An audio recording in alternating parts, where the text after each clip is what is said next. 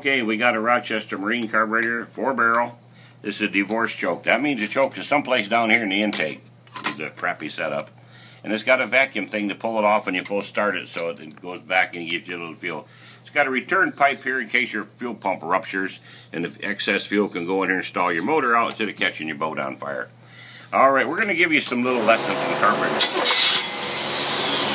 If I sound a little upset, I'm going to tell you why. Because we go to great lengths to test these carburetors, to adjust them, thousands of dollars on equipment, and people put them on their car, and their car it doesn't cure all their problems. No, it will not cure your carburetor if it's got a flat tire, and it will not bring home your ex-wife or your ex-wife's boyfriend. This is the carburetor. As you can see, it's been all rebuilt and been tested.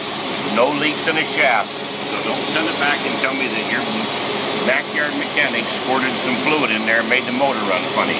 These shafts are designed to have a little bit of clearance or else they would lock up. This is a 4-barrel. Now you watch. This is an instrument here with all that wiring and all that stuff that goes to it, the exhaust. This tells you how many parts of air are going in there to every part of gas. Now you watch. Wrong thing. Now you watch. Right now this tells me it's got a little bit too much gas going in for every part of air. So I'm going to reduce that down. I'm going to get about 12 parts. That's pretty good right there.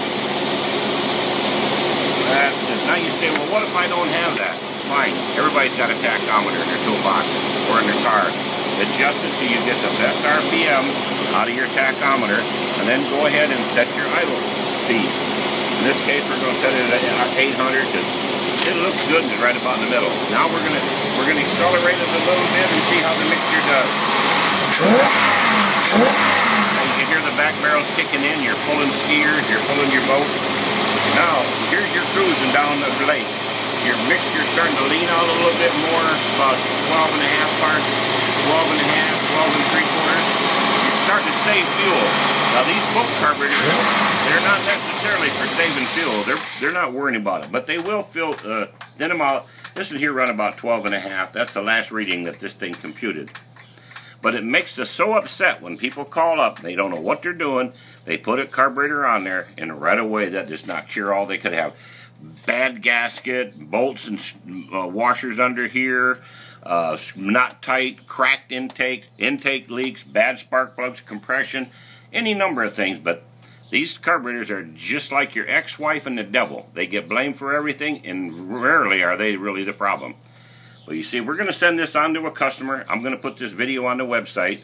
And the people, there's numbers. There's a numbering system over here on these things. That means just about nothing. What you want to go by on these boat carburetors is if the linkage is correct. Only about 1 in a million had electric choke on it and a fuel in the front. Then were mostly Volvos. Everything else, they got this crazy divorce choke. I hate that word. It should be separate choke. And 90% of the boats, if they're running them in the summertime, they don't need a choke anyway. I mean, obviously, when it gets 32 degrees, the water freezes, so you're not out there with it trying to get a boat started. But some of these have a linkage that pulls on the top, and some pushes on the bottom down here. That's about the only difference. They're all the same on the inside. Air cleaner's all the same. All these numbers, some guys go, it's got to have that exact number. But that number is just like a serial number on a dollar bill. It's still worth $1. These carburetors, it's black. This is what they hear, the official Coast Guard color. They can lift up your motor hatch and look in and see it's a black carburetor. 99 times out of 100, they'll let you go. They'll say that's a legal carburetor. If it's not, they'll check that number, $750 fine. That's it. Now you know all about carburetors. And we've been doing them since 1956, so we know a little bit too. Have a good day and buy another carburetor.